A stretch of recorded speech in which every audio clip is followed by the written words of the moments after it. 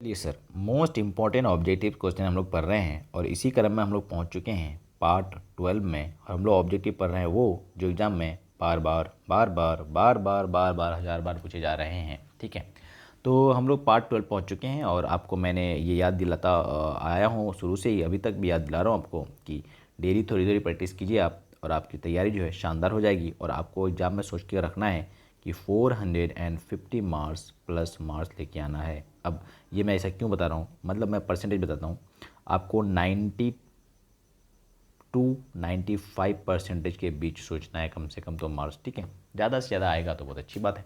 चलो भाई, इससे क्या होगा सर, थोड़ी सी खुशी मिलेगी भाई, अच्छा लगेगा आपको। ठीक है, you will feel a different kind of feeling you will have. ठीक है, चलो चलिए पहला क्वेश्चन देखते हैं। क्वेश्चन है कि विद्युत फ्यूज़, अरे ये क्या हो जा रहा है भैया, विद्युत फ्यूज़ विद्युत धारा के किस प्रभाव पर काम करता है। देखिए, विद्युत फ्यूज़ क्या होता है। हमारे घर में पहले बोर्ड में ना ऐसे करके एक फ्यूज़ लगा रहता था और उसमें एक तार लगा रहता था। अब ये क्या है कि इलेक्ट्रिसिटी कभी कोई अचानक बहुत ज़्यादा आ गया, वोल्टेज बहुत ज़्यादा आ गया, तो ये फ्यूज़ ना जल जाता था। फ्यूज़ जलने से होता ये था कि कनेक्शन जो है हमारे घर का टूट जाता था। इधर जो सप्लाई जो बाहर से आया हमारा घर का कनेक्शन, अब ये जल गया तो कनेक्शन टूट गया। कनेक्शन टूटने से होता क्या था, हमारे घर की जितनी भी चीज़ें हैं जैसे फ्रीज, पंखा, बल्ब वगैरह जो भी चीज़ है वो जलने से बच जाता था। ठीक है, तो ये बोल रहा है कि विद्युत फ्यूज जो है विद्युत धारा किस प्रभाव पर काम करता था, तो ये उष्मीय प्रभाव पर काम करता था। क्योंकि उष्मा बढ़ जाता था, देखो ताप बढ़ गया, उष्मा बढ़ गया। ठीक है, तो उससे आग लग जाती थी और ये जल के खत्म हो जाता था और हमारा चीज़ें घर का सुरक्षित रहता था। तो कौन सा प्रभाव पे, उष्मीय प्रभाव पे। ठीक है, उष्मीय प्रभाव पे।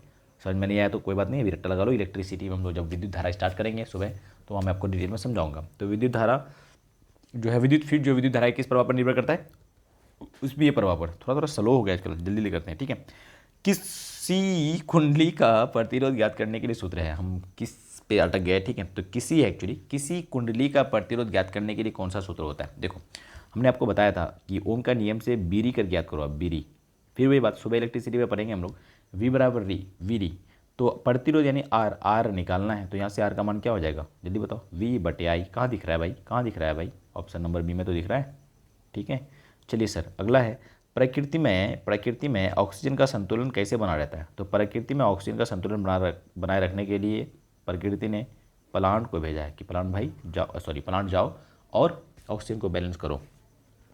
तो कौन सी क्रिया से करेगा बैलेंस, प्रकाश संश्लेषण की क्रिया से। ये क्या बना रहा है सर, सूरज से आने वाली रोशनी को पकड़ेगा कौन, पत्ती, पत्ती में कौन, क्लोरोफिल। ठीक है, चलो प्लांट में हम जब बायोलॉजी पढ़ेंगे तब डिटेल में समझेंगे वहाँ पे।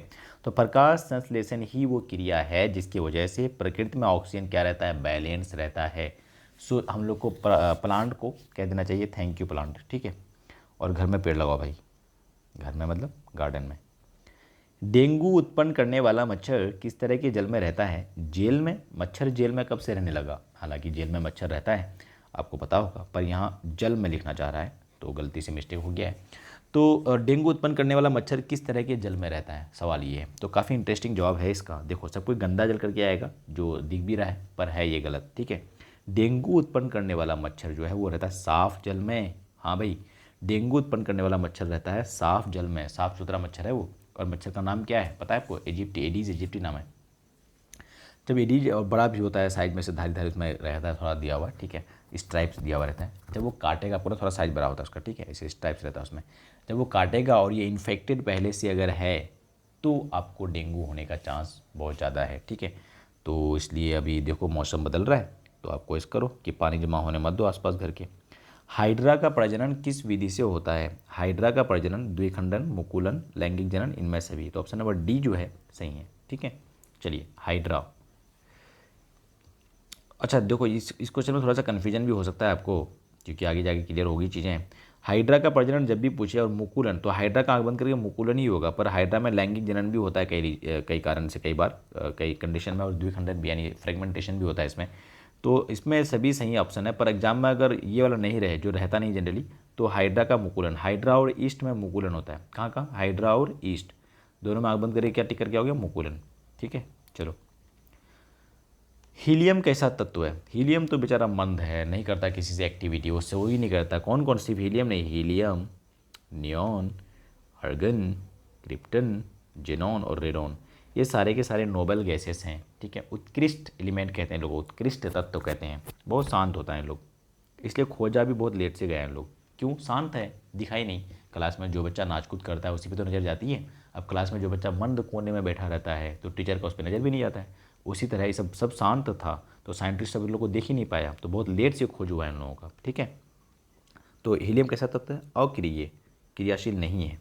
चलिए सर, आवर्त सारणी में कितने आवर्त हैं? जो पीरियडिक टेबल है भाई, तो पीरियडिक टेबल आपने नज़र से देखा होगा, अपने माथे की आंखों से, खूबसूरत आंखों से आपने देखा होगा, ऐसे पीरियड टेबल होता है। तो इसको ऐसे ऐसे करके जो होता है ना, ऐसे करके ये वाला तो इसको आवर्त कहते हैं। क्या कहते हैं? आवर्त। और इस सब को कहते हैं ग्रुप। ऐसे ऐसे ऐसे जो है सब ग्रुप। ठीक है, तो समूह, तो ऊपर वाला सब समूह है, तो समूह के गो है 18, और आवर्त कितना है? 7। ऐसे करके देखोगे आप गिनना आप पीरियड टेबल में, तो ऐसे 7 नजर आएगा आपको। ठीक है, तो आवर्त है 7 और समूह जो है वो 18 है। ठीक है भाई, चलें, बहुत प्यार से पढ़ा रहा हूँ आज मैं तो आपको। वेल्डिंग गैस है, इसमें से वेल्डिंग के ये जो गैस है, जो गैस जो होता है गैसीय वेल्डिंग में, उसका नाम है इथाइन। क्या नाम है? इथाइन। और इथाइन का फॉर्मूला कई बार आता है C2H2। ठीक है, इथाइन C2H2। और इसका एक दूसरा नाम भी होता है जो कॉमन नाम है, वो है एसीटिलीन। तो आपके एग्जाम में ये भी नाम आ सकता है, एसीटिलीन आ सकता है, नहीं आता है, एसीटिलीन। तो इस एसीटिलीन भी नाम के क्वेश्चन पूछेगा कि वेल्डिंग गैस कौन सा है, तो इथाइन भी ऑप्शन दे सकता है, या ये नहीं देकर के एसीटिलीन ऑप्शन दे सकता है, या आपको डायरेक्ट फॉर्मूला दे सकता है। तो तीनों चीज़ें आपको रखनी पड़ेगी ध्यान। ठीक है, तो वेल्डिंग गैस कौन होता है? एसीटिलीन, इथाइन, और उसका फॉर्मूला होता है C2H2। ठीक है, चलो भैया, आज के सेकेंड लास्ट क्वेश्चन की तरफ बढ़ते हैं हम लोग। जो है, जल में ऑक्सीजन तथा हाइड्रोजन का अनुपात क्या होता है? जल का फॉर्मूला आपको पता है ना, H2O। तो केगो हाइड्रोजन, दो गो हाइड्रोजन, ऑक्सीजन केगो, एगो। तो ऑक्सीजन और हाइड्रोजन, ऑक्सीजन पहले पूछा है तो ऑक्सीजन एगो है, तो 1/2, ऑप्शन नंबर बी जाएगा। कह रहे तो 2/1 चिप के मार दिया होगा, कर दिया गलत उसने। 1/2, क्योंकि ऑक्सीजन पहले लिख रखा है यहाँ पे। ठीक है, ध्यान रखना आगे से। चलिए लास्ट क्वेश्चन की तरफ बढ़ रहे हैं, और उससे पहले आप चैनल को कर लीजिए सब्सक्राइब, दोस्तों में कर लीजिए शेयर, और वीडियो कर लीजिए लाइक, अगर लाइक करने का लाइक लगा होगा तो। ठीक है, आज थोड़ा मैं वैसे सो के बना रहा हूँ क्योंकि रात के बज चुके हैं लगभग 1.5, और मैं वीडियो बना रहा हूँ आपके लिए। ठीक है, रात में टाइम है, आज कल टाइम नहीं है। ओम मीटर किसका मात्रक होता है? Ohm metre. अच्छा, ये तो पहले ही बता चुका हूँ, ओम मीटर। ठीक है, R बराबर रो ले, याद हो गया, R बराबर रो ले, ये रो है। ठीक है, इसी का मात्रक बोला है, कौन सा होता है देखो आप। चलो मैं समझा ही देता हूँ, समझा देता हूँ। लास्ट क्वेश्चन है ना, थक मत जाओ यार, रुको 2 मिनट 30 सेकेंड। R बराबर ρL/A। ठीक है, तो यहाँ से रो का मात्रक निकालना है, तो रो बराबर क्या हो जाएगा देखो, ये ऊपर चल जाएगा, तो R × A, और L आ जाएगा नीचे। ठीक है, अब देखो R का मात्रक क्या होता है? R मतलब रेजिस्टेंस, ओम हो गया। अच्छा, एरिया का मात्रक क्या होता है? Metre square. और लंबाई का मात्रक क्या होता है? मीटर। मीटर ने मीटर को काट दिया तो क्या बचा? Ohm meter. ठीक है, ओम मीटर बचा, तो ohm meter is the correct answer for this particular question. ठीक है भैया, चलो देखते हैं कहाँ पे ओम मीटर, कहाँ है भाई? अरे अच्छा, ओम मीटर किसका मात्रक है? मतलब प्रतिरोधकता का, रेजिस्टिविटी का। ठीक है, ठीक है, तो कई बार ये दे करके ये पूछता है, आपकी बार ये दे करके ये पूछ दिया है। चलो, आउट ऑफ 10 आपके कितने सही हुए हैं? Please let me know in the comment section. हम लोग मिलते हैं कल। Bye bye, see you, take care. नींद लग